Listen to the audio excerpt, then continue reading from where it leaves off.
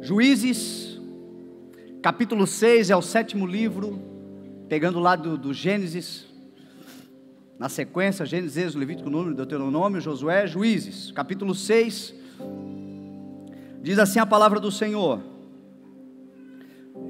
Eu vou ler um texto um pouco extenso. A história de Gideão, na verdade, é o capítulo 6, 7 e 8, mas só para a gente ter a base do que nós vamos falar aqui, eu vou ler até o verso 14, do capítulo 6. Diz assim: de novo os israelitas fizeram o que o Senhor reprova, e durante 7 anos ele os entregou nas mãos dos midianitas. Os midianitas dominaram Israel, por isso os israelitas fizeram para si esconderijos nas montanhas, nas cavernas e nas fortalezas. Sempre que os israelitas faziam as suas plantações, os midianitas e os amalequitas e outros povos da região leste deles as invadiam, acampavam na terra e destruíam as plantações ao longo de todo o caminho até Gaza, e não deixavam nada vivo em Israel, nem ovelhas, nem gado, nem jumentos. Eles subiam trazendo os seus animais e suas tendas e vinham como enxames de gafanhotos. Era impossível contar os homens e os seus camelos. Invadiam a terra para devastá-la. Por causa de Midian, Israel empobreceu tanto que os israelitas clamaram por socorro ao Senhor. Quando os israelitas clamaram ao Senhor por causa de Midian, ele lhes enviou um profeta que disse: assim diz o Senhor, o Deus de Israel: tirei vocês do Egito, da terra da escravidão, e os livrei do poder do Egito e das mãos de todos os seus opressores. Expulsei-os da terra e dei a vocês a terra deles. E também disse a vocês: eu sou o Senhor, o seu Deus. Não adorem os deuses dos amorreus em cuja terra vivem, mas vocês não me deram ouvidos. Então o anjo do Senhor veio e sentou-se sobre a grande árvore de Ofra, que pertencia ao abiesrita Joás. Gideão, filho de Joás, estava malhando trigo num tanque de prensar uvas, para escondê-lo dos midianitas. Então o anjo do Senhor apareceu a Gideão e lhe disse: o Senhor está com você, poderoso guerreiro. Ah, Senhor, Gideão respondeu, se o Senhor está conosco, por que aconteceu tudo isso? Onde estão todas as maravilhas que os nossos pais nos contam, quando dizem: não foi o Senhor que nos tirou do Egito, mas agora o Senhor nos abandonou e nos entregou nas mãos de Midian? O Senhor se voltou para ele e disse: com a força que você tem, vá libertar Israel das mãos de Midian. Não sou eu quem o está enviando? Amém? Pai, nós te damos graça pela tua palavra e te pedimos, Senhor, que a tua palavra seja revelada com autoridade, com graça, com verdade, com poder do alto, que o teu Espírito discirna cada intenção, cada coração. É o poder da tua palavra, é nisso que nós cremos. Ela é como espada que penetra e discerne as intenções e os pensamentos de cada coração. E na tua multiforme, Senhor, graça e sabedoria, cada um de nós aqui tem algo particular, e o teu Espírito, na onisciência, pode tratar o individual de cada um e o coletivo da tua igreja também. Nós cremos na tua palavra e dela dependemos, em nome de Jesus, amém. Amém? Nós estamos então diante de um texto de aproximadamente 3.500 anos, uma história de aproximadamente 3.500 anos. Gideão, ele viveu no tempo dos juízes, na terra de Israel, logo depois que Israel entra na terra prometida, através da força de Josué, do comando de Josué, depois de Moisés. Então, quando Josué morreu, o povo de Israel agora passou a ter juízes. Foram em torno de 14 juízes que Israel teve durante esse período de aproximadamente 350 anos. E a Bíblia vai dizer que cada vez que o povo se desviava, Deus levantava um juiz para cuidar desse povo, para orientar esse povo e encaminhar esse povo na palavra do Senhor, que o Senhor já havia dado há séculos atrás a Abraão. Cumpriu em Moisés, cumpriu em Josué, só que esse povo vinha se desviando. E quando esse povo se desviava, então um juiz era levantado pelo Senhor. Esse juiz morria, o povo se desviava de novo. A importância da orientação, a importância da instrução, a importância do conselho, a importância de nós andarmos sempre com uma instrução e submissos a autoridades, submissos a experiências. A Bíblia diz que aquele que se isola se insurge contra a sabedoria. Você quer andar por um caminho tortuoso e de risco, de queda, de derrotas? Ande sozinho. Ande sem o conselho da palavra. Os juízes eram levantados por Deus no tempo dos juízes. E a função primordial deles era apenas trazer a nação de Israel de novo para o centro do propósito de Deus. Gideão, então, ele é o 6º juiz levantado, o 5º juiz levantado pelo Senhor.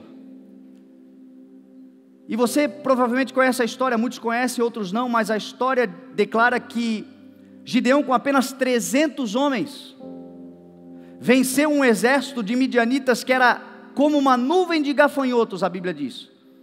Era incontável. Os seus camelos, que eram o tanque de guerra mais tecnológico da época, a Bíblia diz que era incontável como a areia do mar, ou as areias da praia.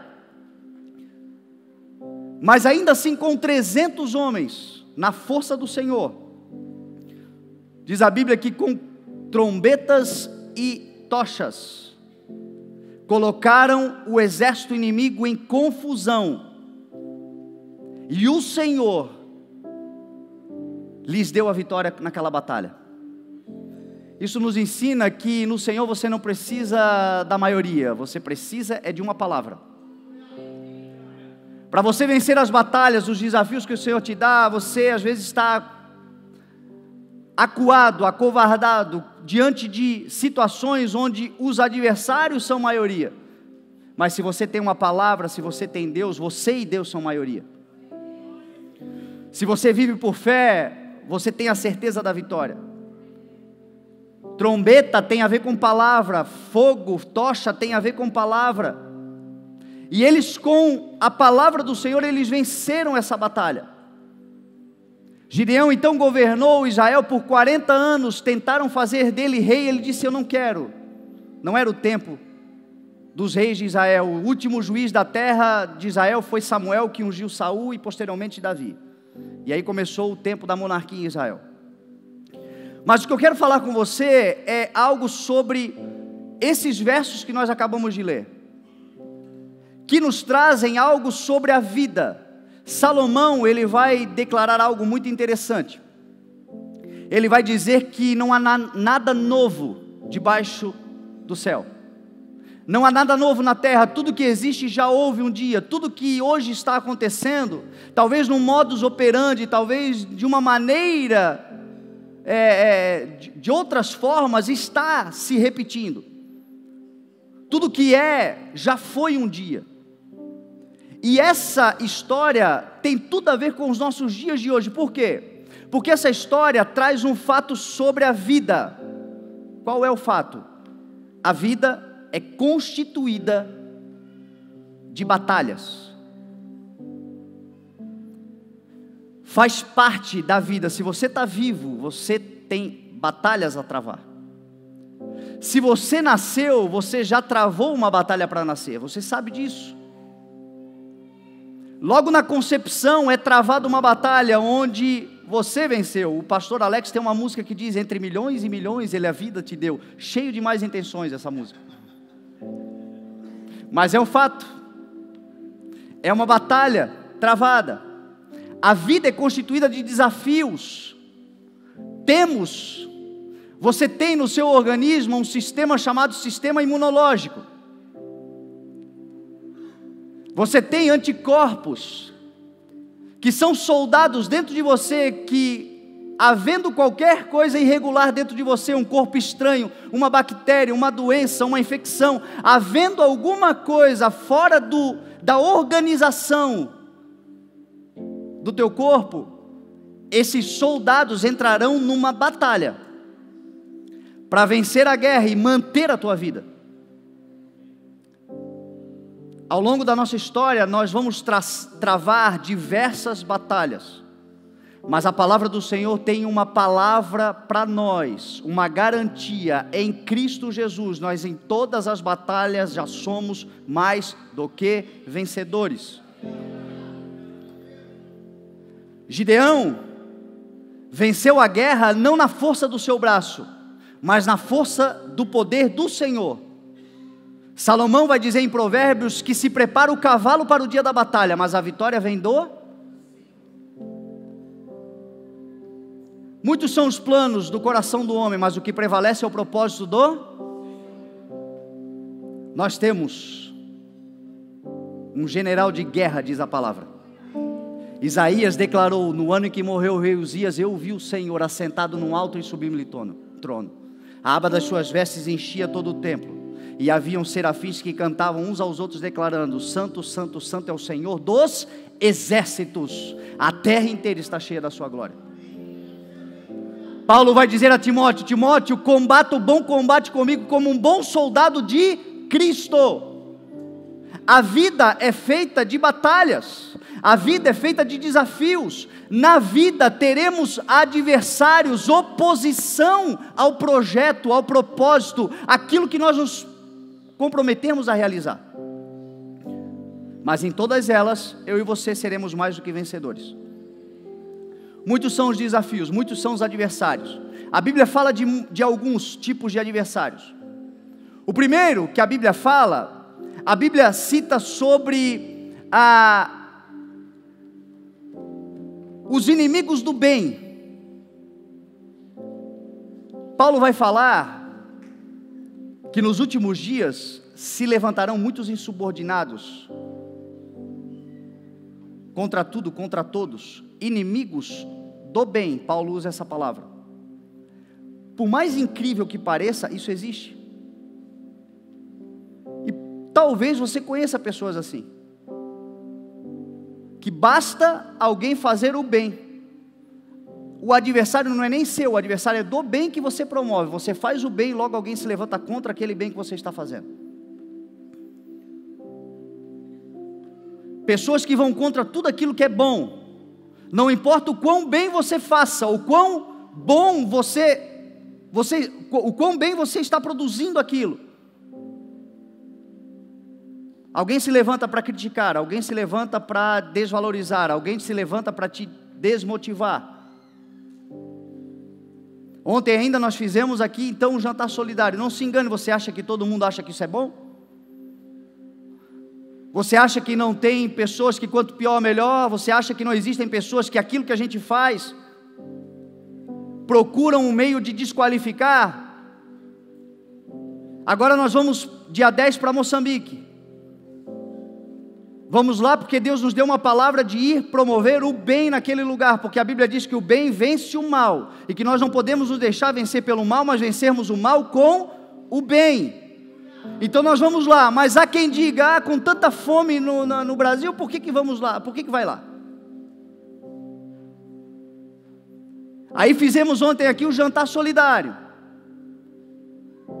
Há quem diga: poderia ter feito mais. Normalmente as pessoas que reclamam de fazer quando você faz o bem são pessoas que não estão presentes quando você está fazendo. Desejam um bem para si, mas quando tem a oportunidade de promover o bem na vida de alguém, desaparecem, você não vê. E a Bíblia diz que o homem colhe daquilo que ele semeia. Quer viver o bem? Plante o bem.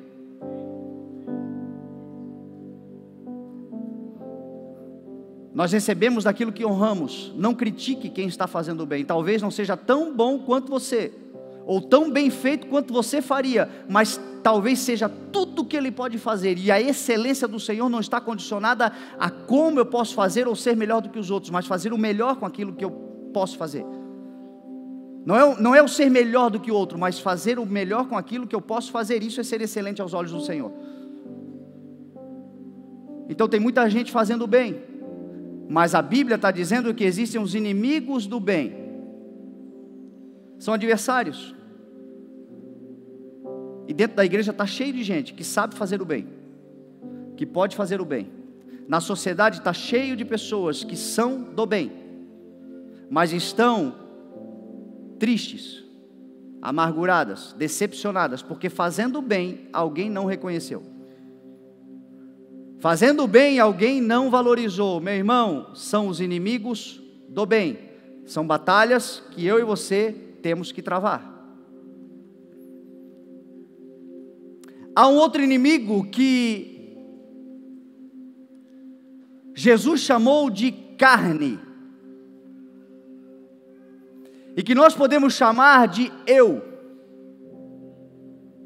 E Jesus chamou esse inimigo de fraco. A carne é fraca. Às vezes nós colocamos tudo na conta do diabo. Mas o maior adversário contra o propósito de Deus, muitas vezes, somos nós mesmos. Às vezes a nossa oração não é para que o Senhor nos livre do mal, é para que o Senhor nos livre de nós mesmos. Tem que ser. Porque nós, às vezes, somos os piores adversários contra o projeto de Deus na nossa vida. Jesus disse assim: vigiem e orem, porque o Espírito está pronto. O teu Espírito está pronto para viver tudo o que o Senhor preparou para você viver. No Espírito você está preparado, mas Jesus falou assim: a carne é fraca. Paulo vai dizer que as obras da carne se manifestam pelas imoralidades, pelo ódio, pela ira, pelas invejas, pelas facções, dissensões, bebedeiras e tantas outras coisas que a gente faz e produz o mal dentro de nós, e produz o atraso e estraga o projeto de Deus na nossa vida. Nós nos tornamos o nosso próprio adversário. Nós nos tornamos os nossos piores inimigos.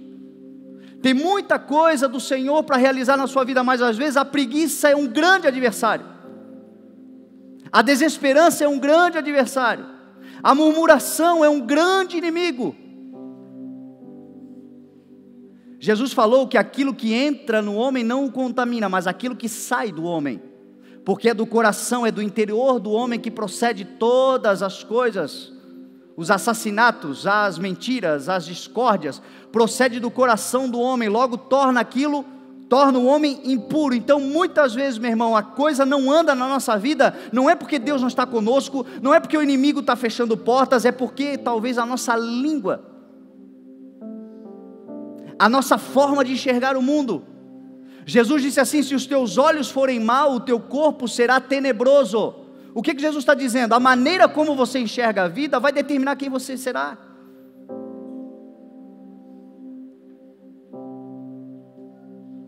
E a gente sabe que é assim.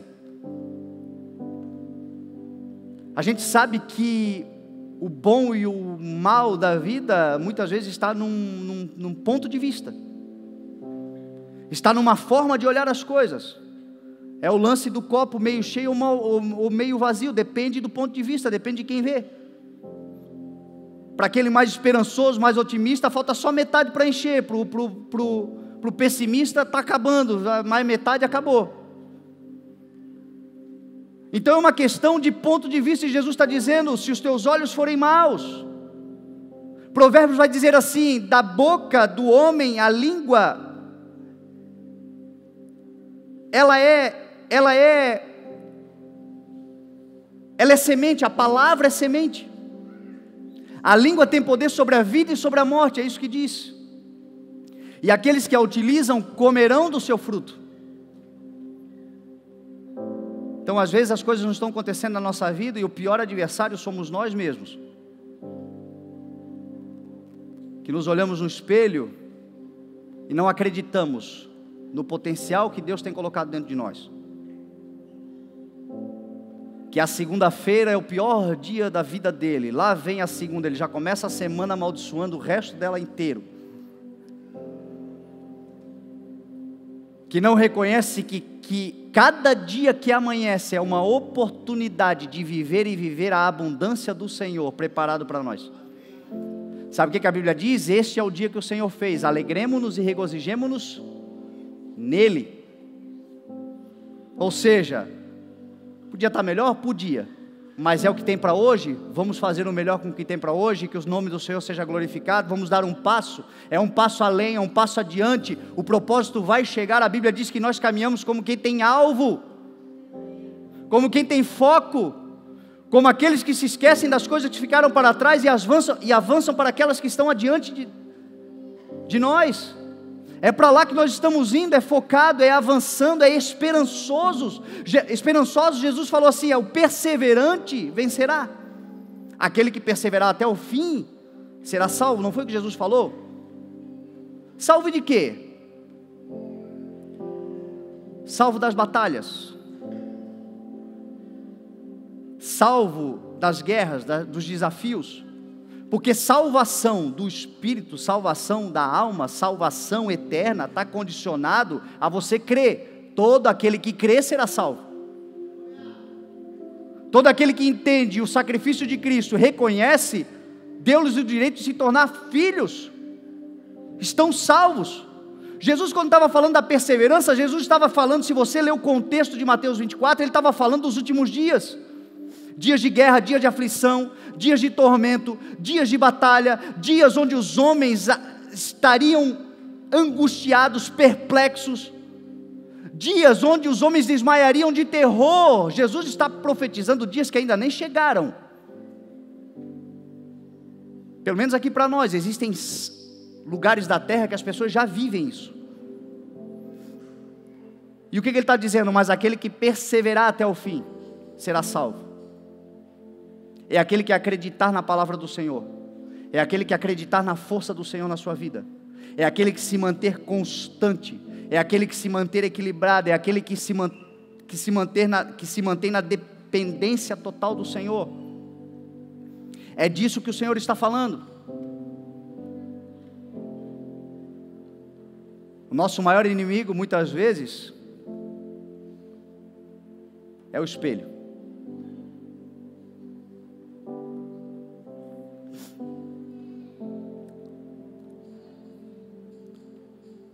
Humildade não é pensar menos de você. Tem gente que acha que é humilde porque se olha no espelho e se vê como vice-treco do subtroço. A Bíblia diz que você é escolhido, filho de Deus. Humildade não é pensar menos de si. Humildade é pensar menos em si. É diferente. Humilde é aquele que, sabendo que pode, se desfaz daquilo que pode para ajudar quem não pode. Porque esse é o exemplo. Jesus disse: eu sou o filho de Deus. Mas ele também disse: sou manso e humilde. Aí Paulo vai dizer em Filipenses 2 e 5: seja a atitude de vocês a mesma de Cristo Jesus, que embora sendo Deus, não deixou de ser. Embora sendo, não considerou ser. Ele não deixou de ser, ele não considerou. Ou seja, eu sou, mas não considero ser. E Paulo vai dizer: seja a atitude de vocês a mesma de Cristo, que embora sendo, não considerou ser, mas esvaziou-se de si mesmo, vindo a ser servo, e tornando-se semelhante aos homens, humilhou-se a si mesmo e foi obediente até a morte e a morte de cruz. O nosso modelo é ele. É pensar menos em nós. Isso também é um grande problema da nossa geração. Talvez esteja sendo o pior adversário inimigo que nós estamos tendo hoje. A egolatria, o egocentrismo. Porque ao mesmo tempo que alguns pensam que não são nada, outros se acham a última bolacha do pacote. Isso também tem impedido o projeto do Senhor na sua vida. O Senhor está dizendo: não pense menos de si, o que eu botei dentro de você é valioso mesmo, é tudo isso que eu coloquei. Acredite, corra atrás, lute, vai, persevere, porque você vai alcançar tudo aquilo que eu prometi a você. Mas faça isso vazio de si mesmo, pensando mais nos outros. Essa igreja precisa se levantar. Essa igreja é a igreja de Cristo. Nesse mundo cada vez mais individualista, cada vez mais egocêntrico, cada vez mais precisam se levantar pessoas que, tendo, não consideram ter. E o Senhor vai cuidar delas. E o Senhor vai colocar essas pessoas em lugares pontuais, estratégicos, para mudar a história da nossa nação. Nós cremos que o Senhor vai mudar a história da nossa nação. E aí nós temos mais um adversário, que a Bíblia chama de diabo.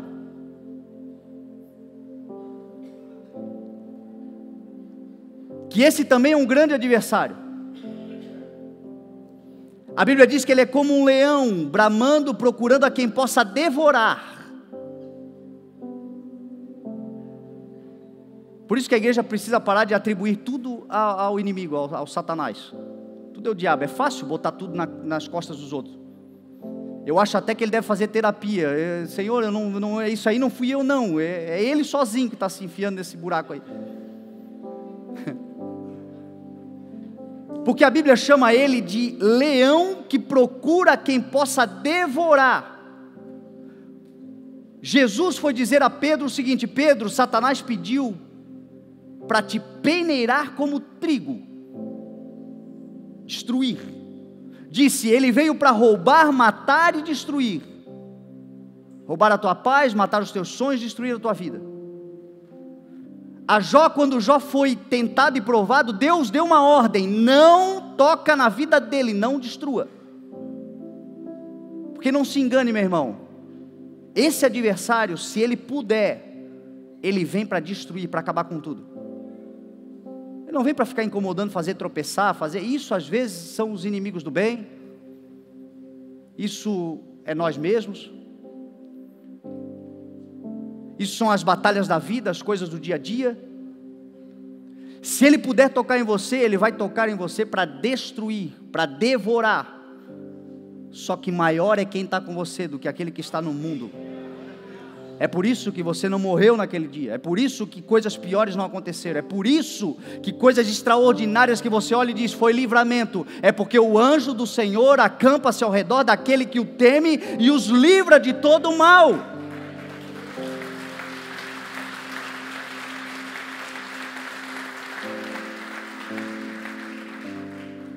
Pedro vai dizer, fiquem alertas e vigiem, não trate com desprezo. Mas ele já foi derrotado na cruz pelo Senhor Jesus Cristo. As maiores batalhas que nós estamos perdendo não são com ele, são essas que a gente trava no dia a dia, transferindo responsabilidades.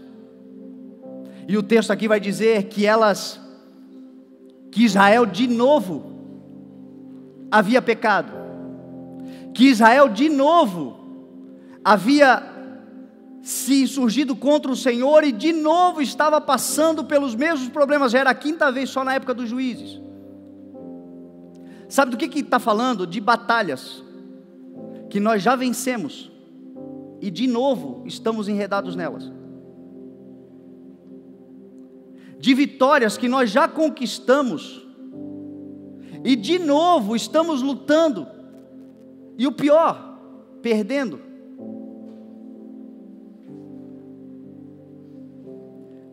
Situações do passado, situações que te trouxeram, quem sabe, para o Evangelho, você viveu uma restauração familiar, o Senhor trouxe você, o Senhor veio com o seu Espírito para a sua casa, o Senhor levantou a sua família, o Senhor restaurou o teu casamento, o Senhor restaurou o relacionamento, o Senhor restaurou a amizade, o Senhor restaurou, e agora de novo, tudo acontecendo e nós perdendo uma batalha que já estava ganha. A Bíblia diz que Israel de novo havia desobedecido ao Senhor. Você sabe por que isso acontece? A Bíblia vai dizer, pela desobediência, aquilo que nós já aprendemos. O Senhor, quando te dá uma vitória, Ele não te dá somente uma vitória, Ele te ensina um princípio para você nunca mais cair naquele erro. A Bíblia diz que é por causa da falta do conhecimento que o povo perece, não é assim? Isso não acontece naturalmente, tem coisas que quando a gente aprende, a gente diz, meu Deus, estava na cara, é tão simples, e eu não sabia, e eu me quebrando a cabeça, e eu não... Por quê? A falta do conhecimento produz a destruição. E aí o Deus da batalha, Ele te ensina a vencer, Ele te faz vencer, Ele te leva num lugar, e Ele te dá o princípio. Só que vai passando o tempo, parece que a gente se esquece das coisas. E E o Senhor está dizendo para você, sabe aquela batalha que você já venceu lá no passado e agora está correndo o risco de perder de novo está se levantando? Faz a mesma coisa. Utiliza o mesmo princípio lá que você realizou naquele dia e vai dar certo de novo agora, você vai vencer. E o princípio é a obediência ao Senhor. O princípio é a sujeição ao Senhor. O princípio é reconhecer novamente que depende de Deus, que precisa do Senhor. A Bíblia vai dizer então que Israel de novo estava sendo perseguido por Midian. Tudo que eles plantavam, tudo que eles produziam, tudo que eles estavam fazendo estava se perdendo, estava sendo destruído, numa batalha que eles já sabiam como ganhar. E como que a gente vence as batalhas que nós enfrentamos no dia a dia? No princípio da palavra do Senhor, na volta para a palavra do Senhor, na dependência da palavra do Senhor, na instrução da palavra do Senhor. A fé vem pelo ouvir e pelo ouvir a palavra de Deus. Você sabe que o que mais entristece ao Senhor não é o tropeço, porque até quando você tropeça, você vai para frente. O que entristece ao Senhor é o retrocesso. A carta aos Hebreus vai dizer assim: o meu justo viverá pela fé, e se ele retroceder, eu não me agradarei dele. Pedro vai usar um provérbio dizendo que assim como o cão volta ao vômito e a porca lavada volta a revolver-se na lama, assim é o insensato. Provérbios vai dizer isso. Assim como o cão volta ao seu vômito, o insensato volta a cometer a insensatez. O Espírito do Senhor nos dá não insensatez, mas coragem, poder e equilíbrio. Nos dá revelação, nos dá sabedoria. E às vezes nós queremos voltar para lugares que o Senhor já nos tirou de lá há muito tempo. Às vezes nós estamos lutando para que o Senhor nos liberte de algo, para que o Senhor faça algo na nossa vida, para que o Senhor nos coloque de novo num lugar de honra, para que a vida melhore, para que as portas se abram. Mas uma vez que a gente experimenta a bondade, a vitória, os nossos olhos voltam para onde? Para trás. E agora então, eu vou fazer o que eu não fiz lá atrás, eu vou voltar lá atrás, eu vou tentar consertar lá atrás. Não, meu irmão, olha para frente. Olha para frente. É o retrocesso que faz muitas vezes com que nós tenhamos anos de conflitos internos. Porque a Bíblia diz que por 7 anos Israel viveu essa opressão, essa sujeição aos midianitas. E tudo isso aconteceu por conta de voltar atrás, de novo fazer coisas que o Senhor já tinha libertado. Fazer coisas que o Senhor já havia dito: não façam mais. Não adorem outros deuses. Não voltem para aquele lugar da onde eu arranquei vocês, eu tirei vocês do Egito, não voltem para lá.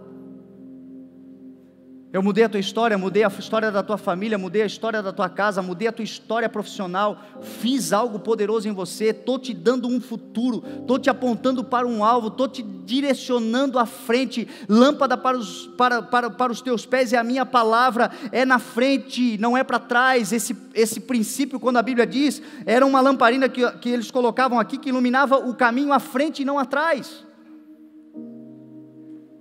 Mas o retrocesso, e o retrocesso às vezes era anos de conflitos familiares, conflitos internos, conflitos de relacionamentos gerais.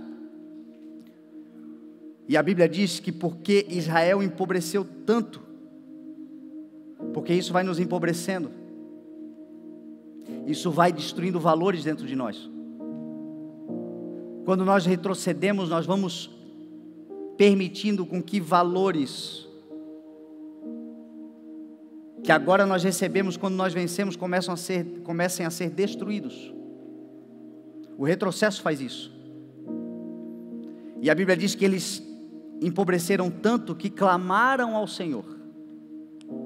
E aqui está a chave, porque essa palavra é para talvez alguém que está aqui dentro, que tem sido tentado a retroceder, ou talvez já retrocedeu, talvez tenha dado passos atrás, esteja desejando voltar atrás, sendo tentado a fazer coisas que o Senhor já ensinou a vencer, e pediu, ordenou pela sua palavra, livre-se disso, mas por algum motivo, você cedeu a essa carne tão fraca que todos nós temos. Paulo vai dizer assim: miserável homem que eu sou, Paulo, o maior dos apóstolos, quem me livrará do corpo destinado a essa morte? Porque com a mente eu sirvo ao Senhor, mas com o corpo eu sou escravo do erro. Tem coisas que a gente não quer fazer, mas quando vê, já fez. Tem coisas que a gente já sabe como fazer, mas a gente continua fazendo errado. É um mau hábito, é uma programação mental, talvez, que nos leva a fazer aquilo que está errado, mas que precisa ser mudado. E esse retrocesso vem nos provocando conflitos, e isso vem empobrecendo dentro de você, destruindo valores e princípios. O segredo para você sair disso está aqui, a chave é nos dada: clame ao Senhor e a tua vida vai mudar. E Israel clamou ao Senhor. O Senhor disse assim: clame a mim, e eu responderei, e anunciarei coisas grandes e insondáveis que vocês não conhecem. Esse texto, quando eu leio, eu gosto de lembrar muito, sempre me traz à memória a nossa nação. A nação brasileira é uma nação que tem tudo para dar certo. Uma nação dotada de riquezas naturais, uma nação próspera, uma nação tão abençoada que já fizeram tanta coisa e não conseguem quebrar o país. O país se renova, o povo é trabalhador, o povo acredita. E parece que a gente vive essa realidade, por causa da corrupção instalada no nosso país, que vem desde Cabral, é uma cultura, mas que a palavra do Senhor é a contracultura, a cultura imposta. A gente precisa viver pela palavra e não pela cultura que aprendemos. Nós vamos empobrecendo tanto, cada vez está mais difícil de viver no país, cada vez mais pesado, mais opressão em cima de nós. Só que a palavra do Senhor tem um ensinamento para nós: se o meu povo, que se chama pelo meu nome, clamar e orar, e buscar a minha face, e se arrepender dos seus maus caminhos, dos céus eu ouvirei a sua oração, atenderei o seu pedido, e curarei a sua terra. É tempo do Senhor curar a nossa terra. É tempo da nossa terra ser transformada. É tempo das coisas começarem a acontecer. Eu creio que o Brasil é sim um berço de avivamento. Grandes coisas vão acontecer nessa nação. Essa nação se tornará numa grande nação que proclamará o Evangelho e anunciará o ano do Senhor, através da bondade do Senhor, porque o nosso testemunho de vida também testemunha a glória de Deus. Só que tudo isso começa pelo clamor. Está ruim? Ora. Retrocedeu? Ora. Experimenta clamar. Jesus disse assim: aquele que vier a mim, de maneira nenhuma eu lançarei fora. Ah, mas a minha infidelidade, ah, mas a minha injustiça, ah, mas os meus erros, ah, mas o meu pecado consciente, o meu pecado deliberado, não importa. Se hoje você decidir clamar ao Senhor dizendo: Senhor, livra-me de mim mesmo, Ele vai ouvir, vai mudar a tua história, a tua vida nunca mais será a mesma. É tempo de avançar, é tempo de crescer, é tempo de prosseguir. A Bíblia diz que eles clamaram ao Senhor e o Senhor enviou um profeta. 2 Crônicas 20:20 vai dizer: creiam no Senhor e vocês serão sustentados, creiam nos profetas e vocês terão a vitória. Sabe qual é a função profética? Trazer a palavra de Deus, só isso. Trazer uma mensagem. Paulo vai dizer assim, que aquele que fala numa língua edifica a si mesmo, mas aquele que profetiza edifica a igreja. E aquele que profetiza assim o faz para encorajar, consolar e edificar a vida da igreja. Essa é a minha função hoje aqui, é trazer uma palavra profética de encorajamento, de consolo, de edificação para a sua vida. E se você crer, você terá vitória, é o que declara a palavra do Senhor. Por quê? Porque eu estou falando não. O Senhor disse a Jeremias: eu velo para que a minha palavra se cumpra. Se é a palavra do Senhor que está sendo ministrada na sua vida, toma ela como sua e clame ao Senhor em relação à palavra, e você terá vitória. A palavra do Senhor diz que no Senhor você tem sustento, e na obediência e na fidelidade à palavra você tem vitórias.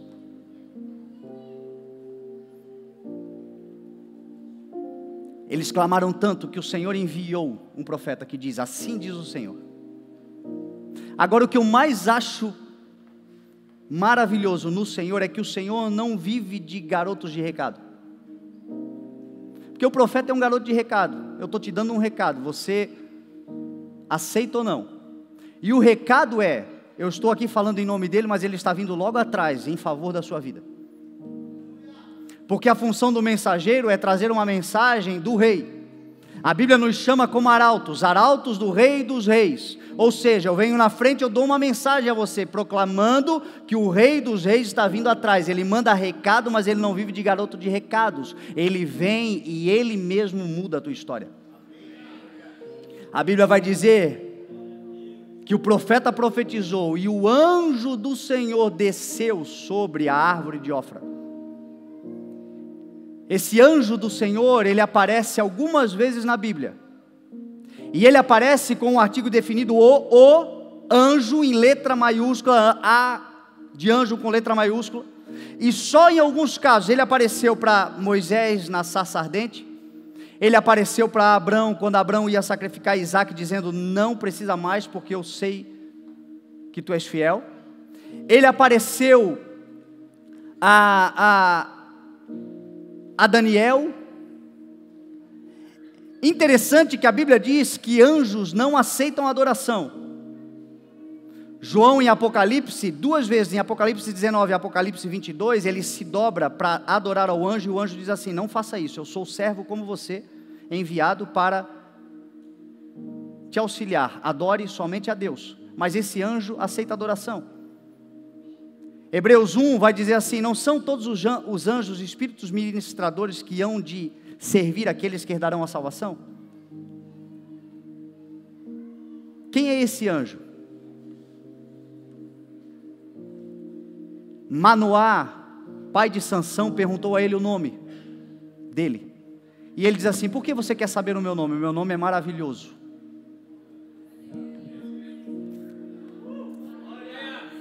Isaías vai dizer: porque um menino nos nasceu, um filho nos foi dado, o governo está sobre os seus ombros, e ele será chamado maravilhoso. Interessante que esse anjo, depois que Jesus encarna, ele nunca mais apareceu. Porque esse anjo é o próprio Jesus Cristo, que antes de encarnar, se manifestava esporadicamente.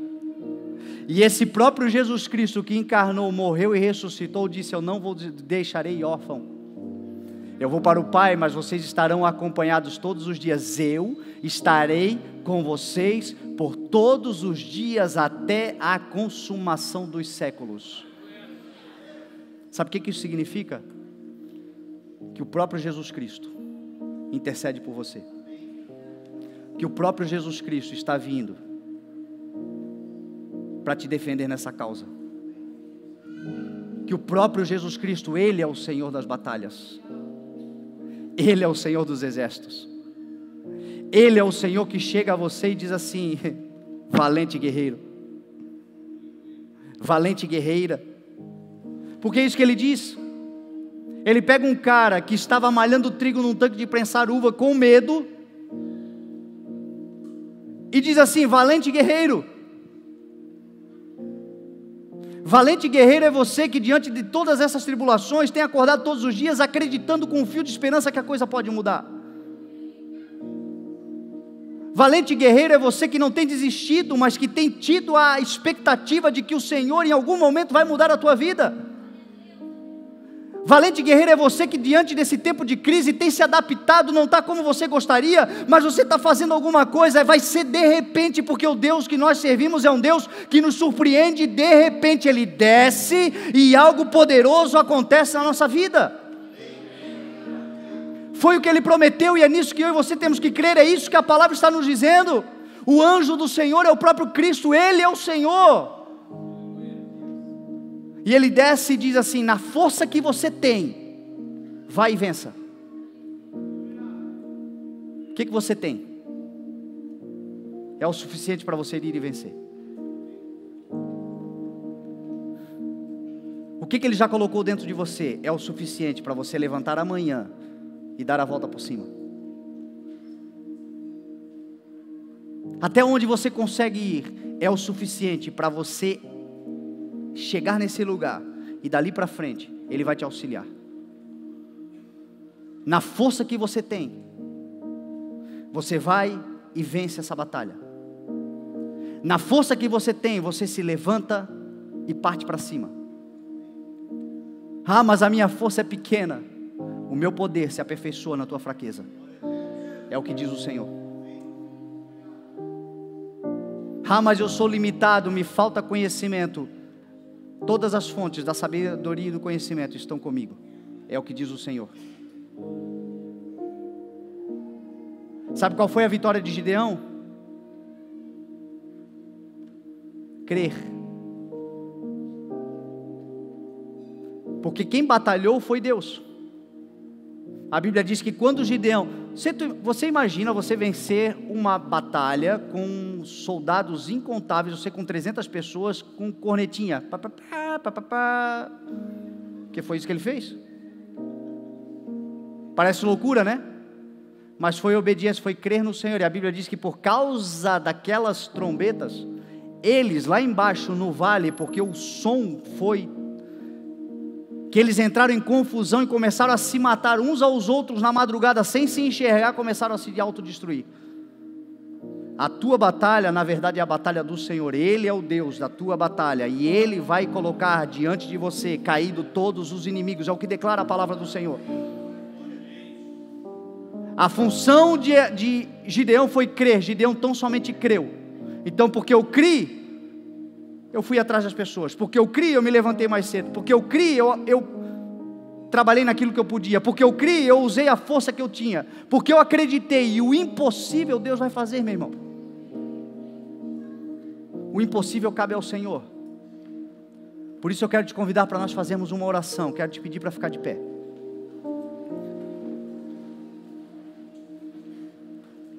E talvez você esteja aqui nessa noite e... a tua força é pequena, mas você confia na força daquele que é.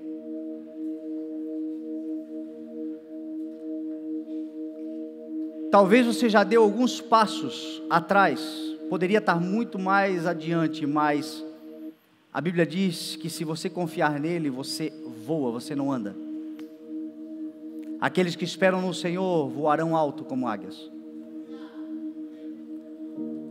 O Senhor tem o poder de pegar toda a maldição e transformar em bênção. Talvez todos os conflitos não era para você viver, mas o Senhor vai dar um jeito de transformar tudo isso em testemunho e experiência para você vencer ali na frente. E o que você e eu precisamos é tão somente crer que Ele é aquele que desce sobre nós com o seu Espírito, e que Ele é aquele que diz assim: pode ir, porque eu vou com você. Gideão, ele respondeu a mesma coisa que eu e você respondemos: se o Senhor é comigo, então por que esse monte de coisa? Por que os meus pais contam de testemunhos e a minha vida é essa tragédia? Por que o Senhor é Deus de tantos e meu? Sabe o que o Senhor fez? Não deu bola para o chororô, para o mimimi.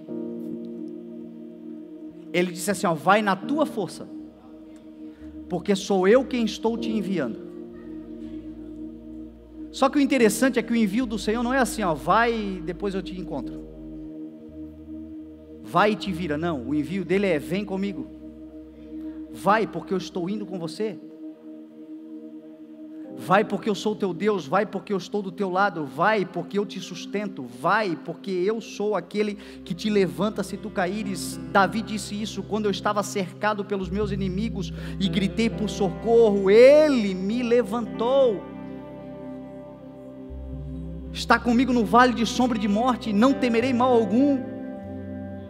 Quando gritei por socorro, Ele me livrou dos meus adversários. Porque o Deus que diz para você, vai, vão por todo mundo, também disse, eu vou com vocês por todos os dias.